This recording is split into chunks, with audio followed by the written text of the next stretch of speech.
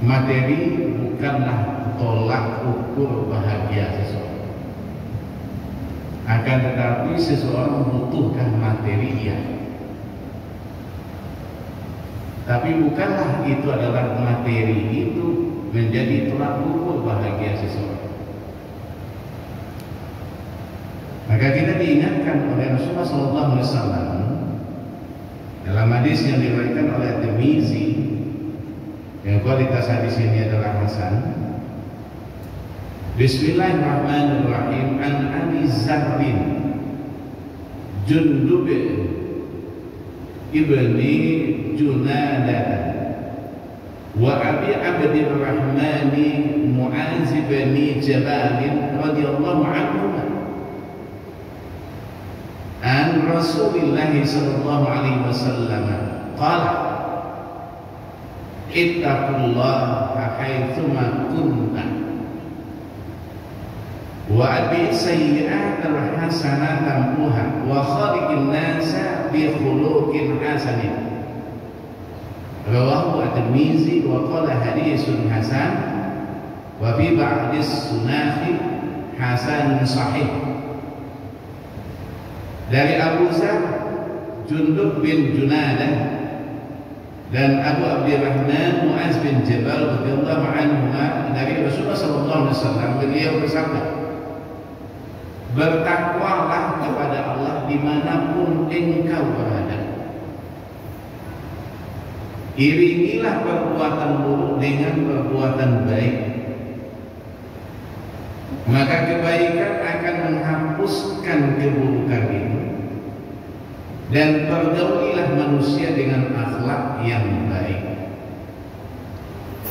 Nah, Bapak Ibu para jemaah yang dirahmati oleh Allah, pada era globalisasi dan teknologi yang seperti saat ini gaya hidup bermegah-megah dan glamor itu, yaitu adalah gaya hidup mewah dan eksklusif, itu sudah menjadi tontonan yang dapat dilihat masyarakat luas. Kadang-kadang mohon maaf, walaupun itu adalah haknya, tapi dipertontonkan ketika dia memakai tas saja istri pejabat harganya 500 juta. Coba bayangkan, belum yang lain-lainnya. Tapi dipertontonkan kayak gitu. Kadang-kadang dipersandingkan. Kalau ini istri pejabat yang ini gayanya, ini gayanya. Sementara sekarang ini adalah masyarakat semakin susah. Nah, tontonan itu adalah bahkan menjadi standar baru bagi mereka itu dalam menjalani kehidupan dunia ini. Hanya segala cara pun dia lakukan untuk mendapatkan harta guna memuaskan gaya hidup yang penuh dengan kemewahan itu. Nah, padahal permegah-megahan dan glamor itu akan menyebabkan seseorang itu lupa tujuan hidupnya untuk beribadah, dan bekal adalah mencari bekal perjalanan akhirat. Nah, untuk itulah Allah Subhanahu wa taala mengingatkan kita tadi bahayanya sikap bermegah-megah yang akan mengundang musibah itu berupa neraka jahim yang menyala-nyala apinya. Itulah ayat tadi. Jadi firman Allah di dalam Al-Quran surat At-Takasur itu adalah tergolong dengan surat Makkiyah. Tapi kalau kita mencoba mentadabburkan ayat ini, kita renungkan sejenak, luar biasa. Bermegah-megahan telah melalaikan kamu sampai kamu masuk ke dalam kubur.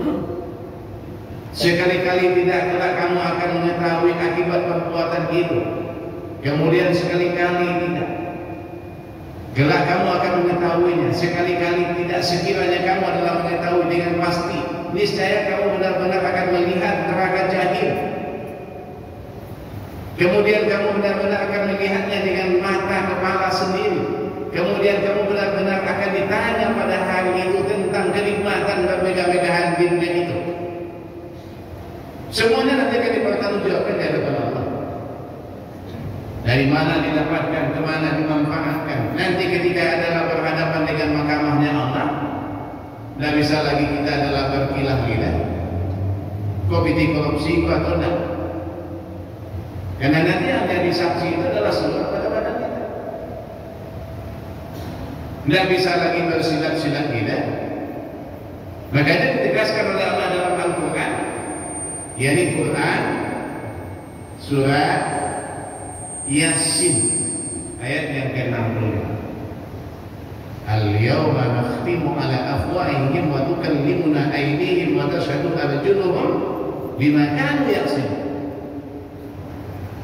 Jadi mulut terkunci, yang akan menjadikan saksinya nanti, persaksian itu semua pada badan kita. Makanya ditutup dalam ayat ini. Kenapa? Kalau kita mencoba merenungkan kenapa summa la tus'aluna yawma idzin 'anil na'im. Kemudian nanti akan diminta pertanggungjawabannya kedua kenikmatan yang bermega-mega di dunia itu didapatkan. Maka terkait dengan ayat ini, kalau kita mencoba lihat apa kata Imam Al-Maraghi ketika beliau adalah menafsirkan ayat ini di dalam kitab tafsirnya Al-Maraghi, menerangkan bahwa ayat ini turun kepada dua kabilah Ansar, yaitu adalah Bani Harisah dan Bani Haris. Itu yang saling menyombongkan diri dan bermegah-megah. Nah, salah satu di antara mereka itu adalah keduanya itu saling mengatakan, apakah di antara kalian itu ada seperti bulan dan bulan yang masih hidup? Kemudian mereka pun juga berpaling menuju kuburan dan saling mengatakan, apakah di antara kalian ada yang seperti bulan, menunjuk adalah ke kuburan. Sehingga surat At-Takasur ini turun sebagai teguran atas mereka yang menyombongkan diri itu, serta bermegah-megah dan terlalaikan itu adalah dari ibadah kepada Allah. Nah, setidaknya kalau kita mencoba merenungkan, ada 3 musibah daripada gaya hidup glamor itu. Apa di antara 3 musibah itu? Yang pertama, terlalaikan dari ibadah kepada Allah. Jadi kalau kita sudah bermegah-megahan dengan hidup glamor, gaya hidup glamor ini, pasti nanti adalah terlalaikan daripada ibadah kepada Allah. Padahal ibadah itu merupakan tujuan utama diciptakannya manusia. Kalau manusia itu tidak mau beribadah, manusia sombong gitu. Artinya menentang kodrat. Allah menjadikan kita ini untuk beribadah. Wa ma khalaqtul jinna wal insa illa liya'buduni. Kata Allah dalam Quran surah Az-Zariyat, Quran surah 51 ayat yang ke-5. Aku jadikan jin dan manusia itu kecuali untuk beribadah kepada Aku. Itu adalah bahaya yang pertama, atau musibah yang pertama.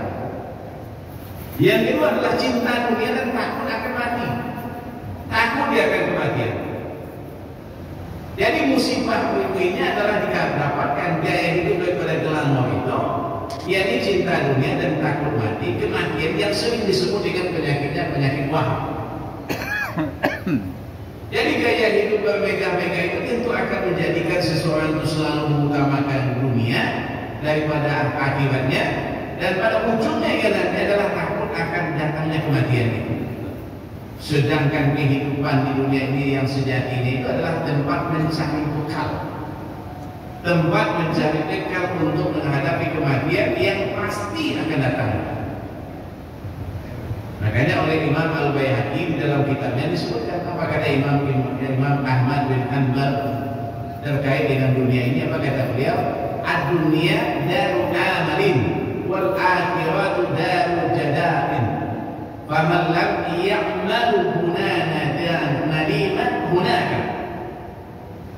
Di dunia ini adalah tempat beramal dan akhirat adalah tempat pembalasan. Dunia tempat beramal, akhirat tempat pembalasan. Jadi sesiapapun yang kita ini beramal di dunia ini pasti akan menyesali nanti di sana di akhirat. Sehingga itu yang dijelaskan dalam ayat tadi, ayat yang ketiga dan ayat yang sampai 5.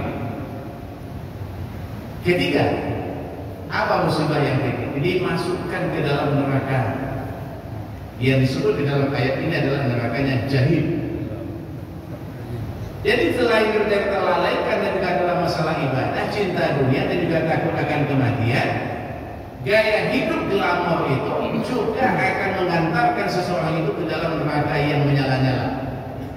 Dan itu yang dijelaskan oleh Allah di dalam Al-Quran surat At-Takasur ini ayat 6 sampai ayat 8. Jadi walaupun itu ayat pendek, hafal bagi kita, tapi kalau kita mencoba mentadabburkan itu dahsyat, ngeri kita ini.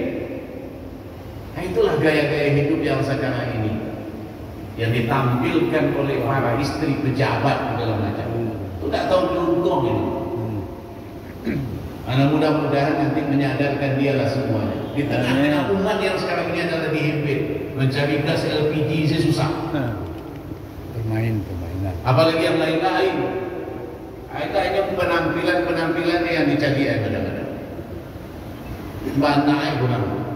Assalamualaikum warahmatullahi wabarakatuh. Waalaikumsalam warahmatullahi wabarakatuh.